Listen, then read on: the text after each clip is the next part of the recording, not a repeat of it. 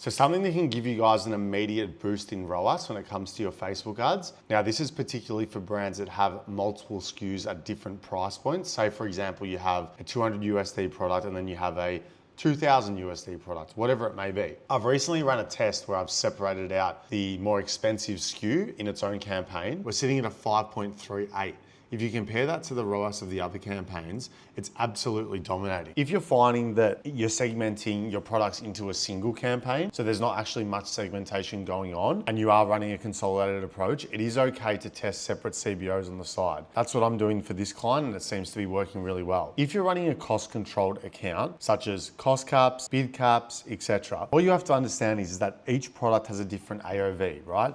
Meaning that for us as marketers, we can't really necessarily set the same cost per result goal for each product. Again, one strategy guide, just to recap, is separate your products by campaign. If you are using cost controls, set a different cost control for each campaign based on the AOV of that product, okay? Try it out, let me know how you go in the comments below. Another question that I get asked a lot is, how do I scale? Now, this is assuming that you're not running an inflated cost controlled setup. The best way that I've found to do it is to wait 3 days or 4 days. So you wanna wait until your campaign has some consistency. If it is a new account, start off at $100 a day, okay? You don't have to shoot for the moon the first day. Start off with a $100 budget, wait 3 or 4 days. If the ROAS is consistent, then increase the budget by 10 to 20% per day. But what you guys have to remember is this. Say you launch a new campaign and it's only got 5 or 6 ads in it. Eventually there's going to be a threshold unless it's a very strong winning ad. So if you keep upping the budget and it plateaus or the ROAS dips, it just means that the creative is not necessarily a good creative because it's not able to handle the scale, all right?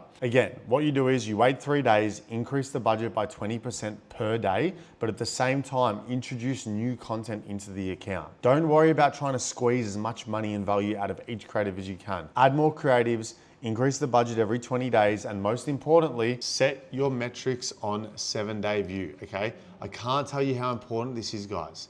I have so many clients that I work with, so many people that I know, they look at things on a daily basis and they're freaking out and making emotional decisions. If you see your ROAS is bad on 1 day, who cares? Okay, Facebook has delayed attribution. Let it spend, it knows what it's doing. Look at things on 7 days and make decisions on that window. So one thing that's important to do is test variations of videos with slight adjustments, but keeping all the primary text the same. So as you can see now, Manny, this is my little cousin, his name's also Manny. What we're doing is, we're setting up different variations, making sure all the stupid bloody AI things are turned off. And you'll see we have 3 different ads now in an ad set, and we're just testing different text overlays. What we'll do is, out of the winning ads, we'll duplicate the winner into an ASC scaling campaign. So the bid cap structure stays the same, but we're now testing 3 ads in an ad set, different hooks in terms of copy, move the winner over into the ASC and scale. And the reason why it's important to do this, you want to give Facebook enough variations to spend on, right? So if you're only uploading 1 ad, you're really only giving it 1 chance of success. So with that same piece of content, test different hooks, different opening scenes, different soundtracks, different text overlays, etc. You want to give Facebook variety so it can find winners. A lot of people want to know how we're doing our creative process and how we're able to pump out so many ads. So as you can see, Manny's here with me.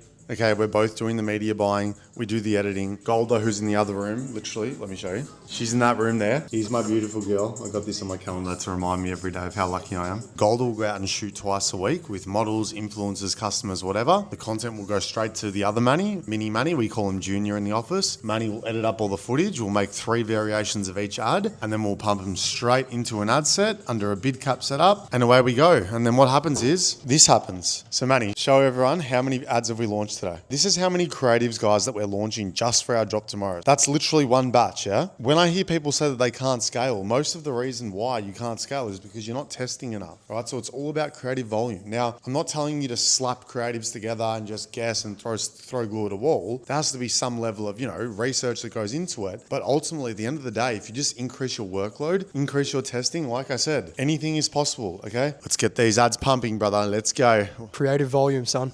It's all about creative volume. Mini Manny right here, mini Manny. What we do before we drop is we hype it up on our social media, okay? So the girls will come up with a content plan, which will have scheduled posts. And usually we do things like sneak peeks, we'll show materials, stuff like that. We shoot all of our UGC and ads like 2 weeks before. We do our studio shoot, and then we get everything up on the website and we collate emails for a sign up list, okay? The whole point of it is to drive urgency and FOMO. Now, the other thing that we do, which not a lot of brands probably do, is we actually launch our ads into the ad account, but we have the ad sets off. Now we do this because we want the algorithm to read the ad, pick up on it so it knows who to deliver to, and then on launch day, we flick all the ad sets on, okay? I'm not gonna lie, I don't have evidence to support that this actually works. This is more of an intuitive gut thing, but it's something that we've been testing and that seems to be working really well. So it's all about creating hype and FOMO. I was actually thinking about something last night. It's something I wanted to touch on with you guys, and it's how to get influencers to actually work for your brand in 2025. Back in the day, and I'm talking like 2017, 2018, you could literally send anyone product, get them to post, and it would make you money, right? Today's consumer base, they're so used to that type of organic content. We've sort of become numb to it as a society, especially the younger generation. Now by younger, I mean anyone up to 30 years old. And I see a lot of people getting it wrong when it comes to making ads with creators, right? First thing they're doing wrong is they're paying like $250, $300, $400, and they're sending these big scripts and shoot the hook like this and do it like this, and they get all the content back and they wonder why their ads aren't converting, and it's because it looks too much like an ad, guys. Like I said, back in the day, sure, but what happens now is these cheap TV looking ads that you guys are making, they're not resonating with your audience because they're not authentic. I have an alternative for you, and this method works. When you are working with UGC creators, don't send them scripts, okay? If you've got a problem solution sort of product, like something that's, you know, helps with pain, with arthritis, or your neck pain, or whatever it is, send them the product, get them to do a video review. That's it. Don't ask them to do anything else. And get them to do some B-roll of them applying it, using it, whatever, that's fine. But when it comes to the speaking part of the ad and the content, don't get them to say specific points, okay? If your product's good enough, it should do the selling for you. All you need is a would-be customer to use it, speak about it, and send a video of them talking about it. That's it. You don't need to send them scripts. You don't need to give them sort of baselines to work off, right? You don't want it to come across as inauthentic. What people want at the moment is realness, authenticity, okay? They want to connect.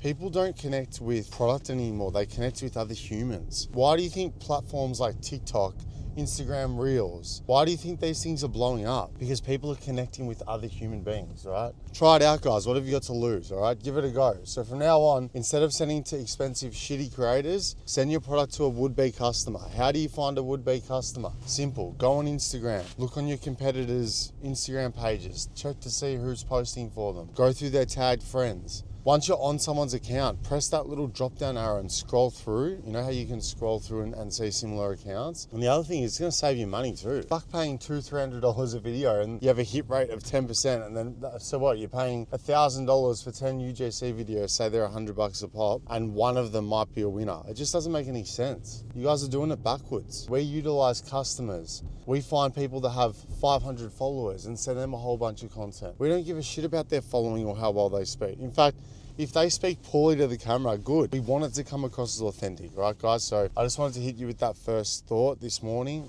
Please try it. I know it can make a big difference to your business. And let me know how you go. Oh yeah, by the way, guys, this whole idea of, I can just set up a store and I can run some ads and I can print heaps of money, guys, get that shit out of your head. Show me some brands that are doing big numbers, that are dropship guys or whatever, or guys that think that you can just run ads and it's on autopilot. Show me where their stores are after 6 months. Show me where they are after 3 months.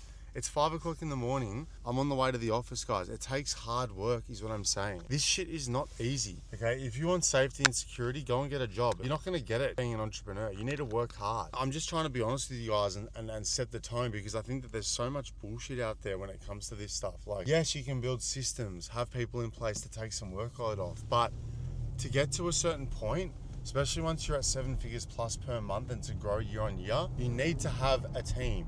You need to work hard. Your team doesn't care as much as you do, I'll tell you that much. So if you're a founder and you feel like you're slacking off or you're getting consistent and complacent, once you start hitting certain numbers, going about it the wrong way, be very careful, yeah? I've been through this many times. Never, ever, ever get complacent, work hard, don't take anything for granted. We're here, it's 5:30 a.m. 5:30 a.m. launch day, 9,700 so far. All right, so we've got all the new creatives into the ad account. Just finished it off by making some sort of new arrival carousels. It's always important to have like creative diversity. So obviously you want to have, you know, your high-end sort of video imagery, static imagery and stuff like that. But I make these ugly Canva carousels and they just swipe through with different products, as you can see here, and they absolutely slap. So ugly ads can still work. So as you can see here, we've got all the ads into the ad account now. They haven't spent yet. We'll give it a couple of hours, few days. We can see some of the new ones are starting to spend already. Some cheap conversions coming through. And remember guys, see this ad here, one purchase, 193. This is a barometer of a good ad because it's actually spending, all right? So I just want to remind you guys of that. Just because an ad is spending and has a higher CPA, to me, honestly, that means it's a good ad because if it's spending, it means that people are resonating with it. Now, obviously what you can do is you can tweak it, add variants, add different hooks and stuff like that, but you should never kill an ad just because it's spending and it's got a high CPA. If you're doing that, you're actually shooting yourself in the foot. All right, so we're on the way to a shoot. I'm gonna bring you guys along and show you what we do. This is James, my business partner. I don't think you guys have met him yet. What's going on, guys? We're on the way now. So we're doing a studio shoot for our upcoming drop and I'll show you guys how we create content and how we use these days of shooting to generate 50 plus ads. 'Cause I know a lot of you guys want to know how we create so much volume. So come along now and I'll show you. We do these shoots once a week, right? So we'll get a couple of models down, we'll hire out a space. At the same time while we're doing the product shoots, we do a lot of ad content. So we'll get 2 of our team members to attend. 1 will be responsible for just doing ad content. And you can imagine after doing this, 2 times a week, 3 times a week, whatever it is. And also we do lifestyle shoots too, where we just do different locations on the street, not just studio. We're able to make easily 100 ads a week, easily. Now, obviously you have to invest money into this. So if you're a new brand, you can start off slow, do 1 shoot every couple of weeks. But the more that you invest into your content and your team, the better your ad results are gonna be. It's as simple as that, okay?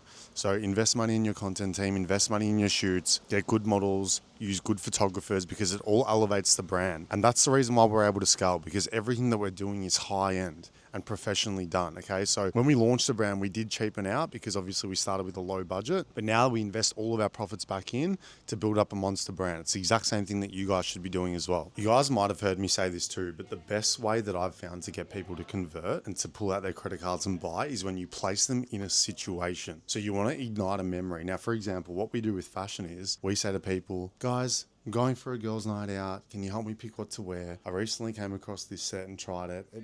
The material's so flattering. So we're putting them in that position of they're about to go out for a girls' night out. Another example is it could be I'm looking for a garment for a date night to impress him. You know what I mean? So tapping into that persona. Now this can apply for any product, all right? So try to put people in a situation that they may have previously been in or that they're going to be in. And you can do this with a lot of different products, right? So get this whole problem solution shit out of your head. You don't have to run problem solution ads all the time, okay? Sometimes the best ads are the most organic, raw ads with no editing, no scripts. We just get the girls to just say anything on camera and we run it and it works, okay? So think outside the box, be different. You don't have to copy everyone else's ads. And most importantly, emit memory. It really, really does work.